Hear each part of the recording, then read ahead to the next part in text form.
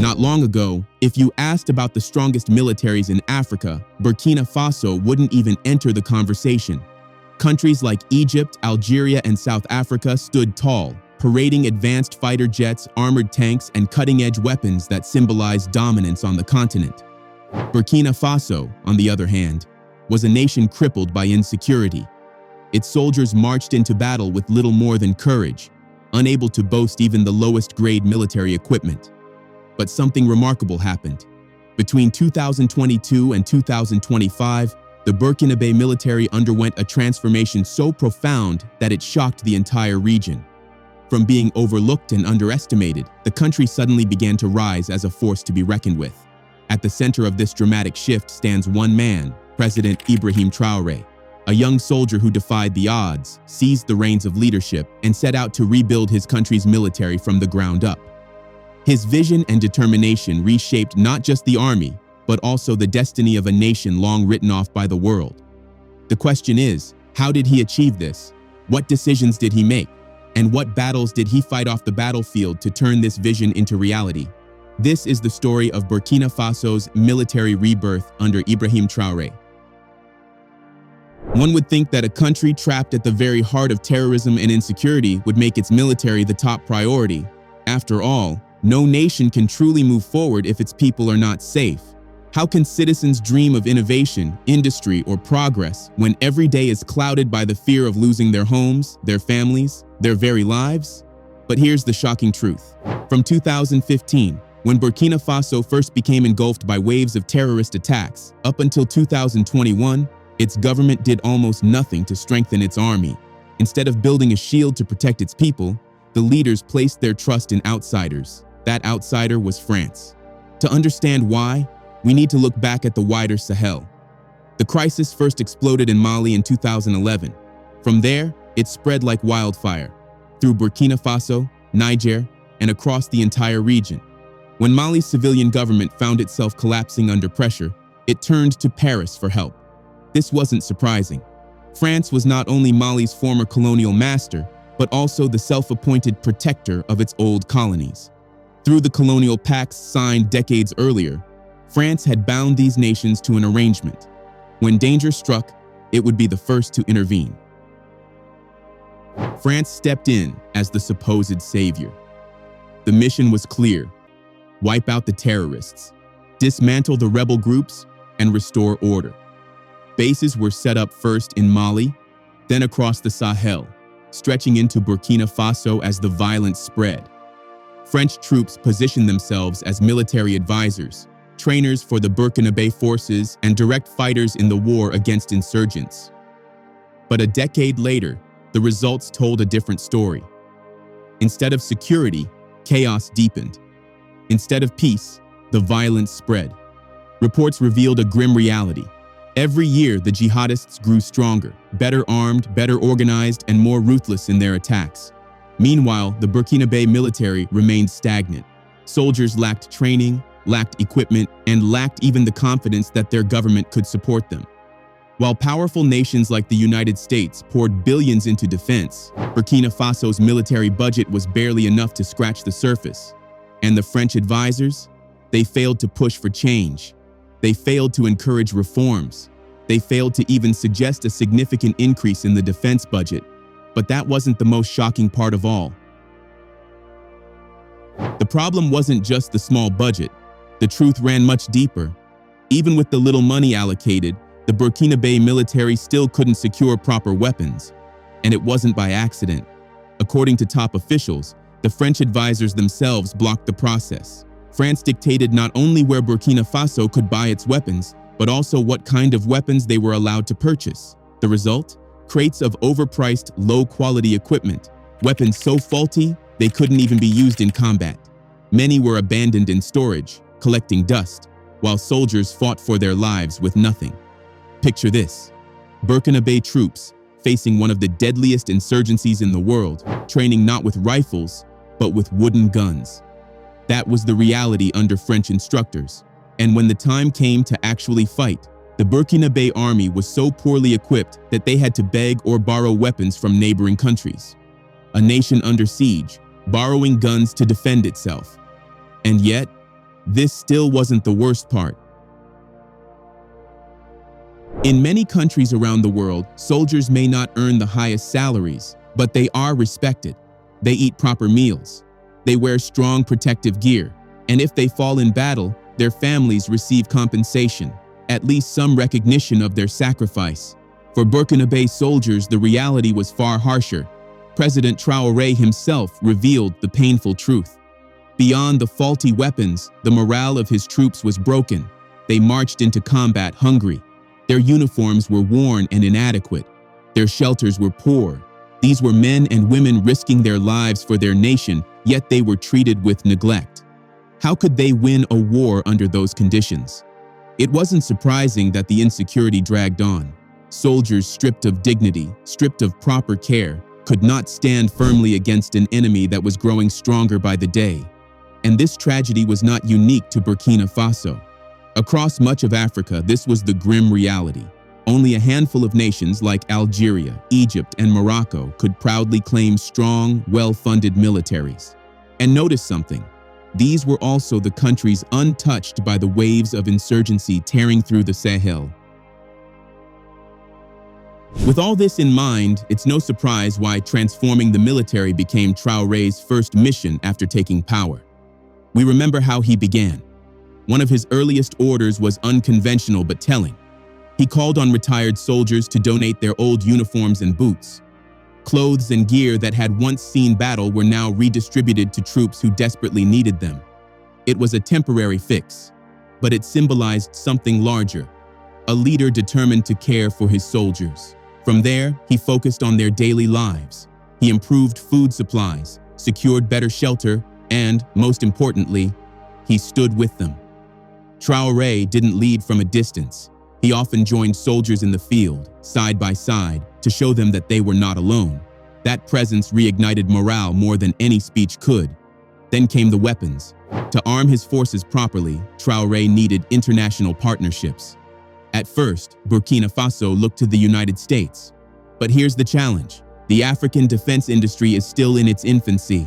Only recently have nations like Ethiopia and Mali begun working on building factories capable of producing large-scale equipment for the continent. Until those industries become fully operational, most African countries remain dependent on the West for their military supplies. So, President Traoré made what seemed like the obvious move.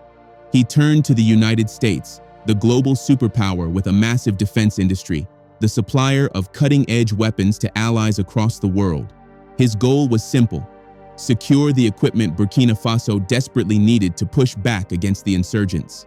But then came the refusal. The US flatly denied Burkina Faso's request. And it didn't stop there. Washington went further, using its influence to block Ouagadougou from buying arms from other suppliers as well.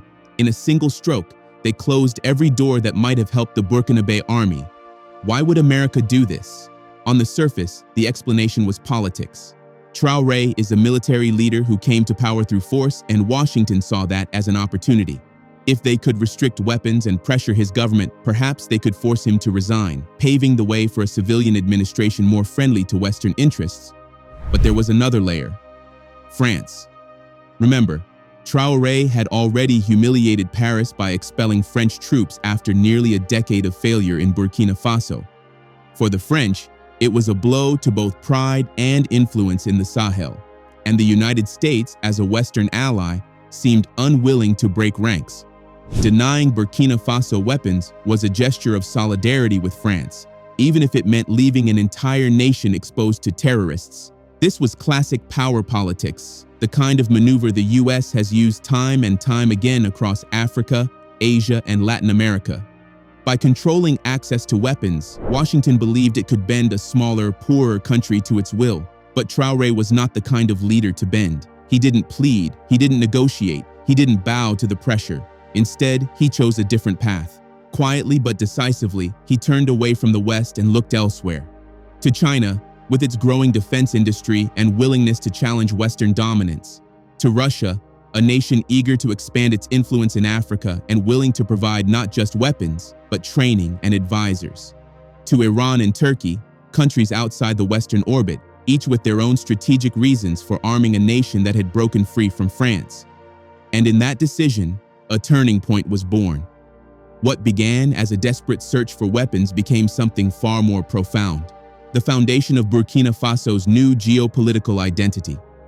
By refusing to bow to the United States and France, Traoré positioned his country as part of a new global alignment. A nation once overlooked now stood as a symbol of defiance, drawing strength from alliances that reached far beyond Africa. Burkina Faso was no longer just fighting for survival.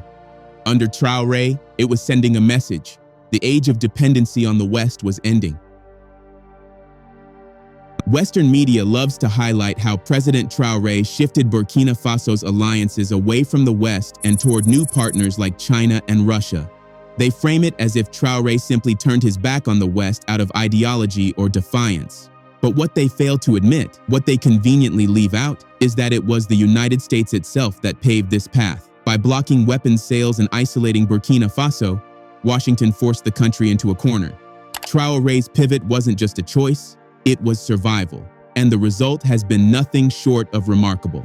Instead of being trapped in isolation, the very outcome the US and France intended, Burkina Faso found strength in new partnerships. These alliances not only rescued the country from diplomatic abandonment, they also transformed its military from the ground up. From China came a steady stream of equipment: armored vehicles, self-propelled mortars, and a range of modern weapons and ammunition.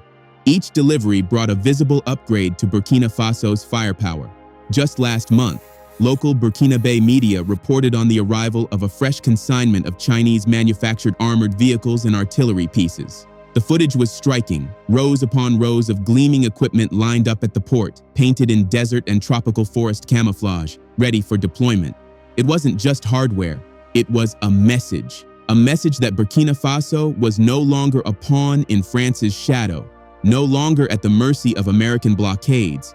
Instead, it was a nation carving its own path, securing the tools it needed to defend itself, and signaling to the world that the balance of power in Africa was shifting. The shipment was no ordinary delivery. It carried some of the most advanced equipment from China's defense giant Norinco. Among the hardware were the VN-22B fire support vehicles, the PLL-05 120mm self-propelled gun mortars, and the SR-5 multiple rocket launch systems, each one a leap forward for Burkina Faso's army. For decades, these weapons were the kind of equipment African militaries could only watch other nations use. Now, they were rolling onto Burkinabè soil. This wasn't just about new machines of war. It was the beginning of a carefully planned modernization drive. On December 31, 2023, Captain Ibrahim Traoré himself unveiled a multi-phase initiative designed to completely overhaul the Burkinabè armed forces, an army that had once trained with wooden rifles, now preparing for battles with state-of-the-art weaponry. The VN-22B in particular stood out. A wheeled fire support vehicle built for both speed and raw firepower, it was designed to dominate dynamic battlefields. In Burkina Faso's configuration, the vehicle mounts a 30mm autocannon, paired with advanced sighting technology capable of tracking targets in both dense urban streets and the vast, unforgiving Sahel plains. This agility is exactly what the Burkinabè forces needed.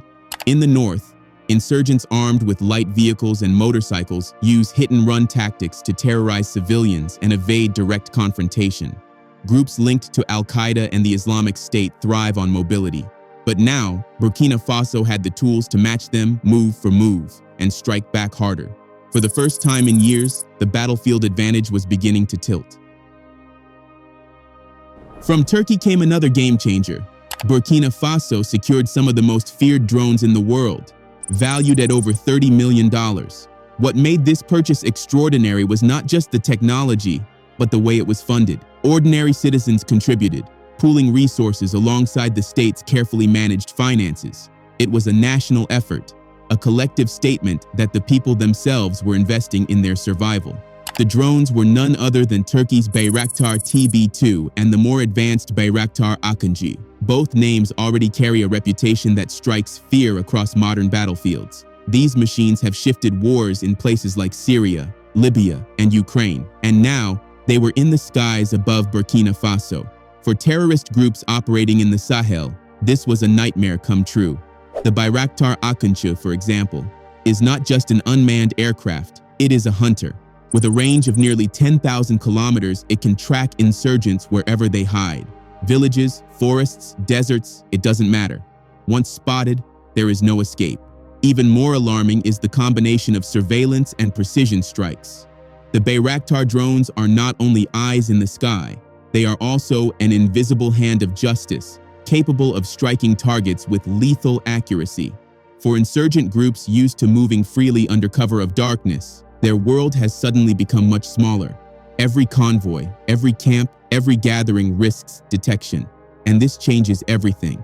The Bayraktar fleet has begun to rewrite the rules of engagement, making it harder, if not impossible, for terrorists to plan, regroup, or launch surprise attacks without being seen. For the first time in years, it is not the insurgents dictating the battlefield. It is Burkina Faso. As for Russia, Burkina Faso has not just acquired weapons from Russia, but it has also built a budding security relationship with Russia. In some way, some would say that Russia replaced France's position in Burkina Faso. However, unlike the defense agreement between Burkina Faso and France, that of Russia does not give Russia full rights over the Burkinabè military. Russia cannot dictate what equipment Burkina Faso should buy or where it should get it from. In other words, Burkina Faso has full autonomy over its security affairs. Russia is only there to help to provide weapons and also training instructors. You see, Russia has one of the strongest military forces in the world with good technological military equipment which can help Burkina Faso. So, Russia is there to support Burkina Faso's fight against terrorism. The military leaders of the Sahel, including President Traore, value their sovereignty above all else. So, if there is any attempt by Russia to interfere in the way France interferes in their affairs, there is no doubt that Russia will be sent packing. However, Russia is not like France. Russia does not interfere in Burkina Faso's affairs. The defense agreement is merely beneficial to both parties. With Russia's military superior knowledge, the Burkinabè military is gradually shaping up. Beyond that, with Russia's help, Burkina Faso has been able to acquire good weapons. Traore's transformation of the military has not been limited to weapons alone. He has also reshaped the very backbone of Burkina Faso's defense, its people. One of his most decisive steps was mobilizing more troops and formally establishing the VDF, the civilian militia created to support the national army. These were ordinary citizens turned defenders, a force born out of necessity but trained to fight with purpose. Alongside this, Traoré approved the enlistment of an additional 300 non-commissioned officers in the capital, Ouagadougou. On paper, it might seem like a small number. In reality, it is a critical reinforcement of the country's frontline forces, adding a new layer of trained, disciplined, and motivated personnel. But Traoré didn't stop at recruitment. He demanded quality. These men and women were placed in a comprehensive training program designed to prepare them for the realities of modern warfare. The training goes far beyond traditional drills. It emphasizes technical proficiency, teaching the recruits how to operate advanced weaponry, use cutting-edge surveillance tools, and master modern communication systems. With hands-on experience, they are becoming soldiers fluent in the language of 21st century battlefields. Yet, technical skills are only part of the transformation. These officers are also being trained to think, to assess rapidly shifting situations, to craft strategies in real time, and to respond decisively under fire.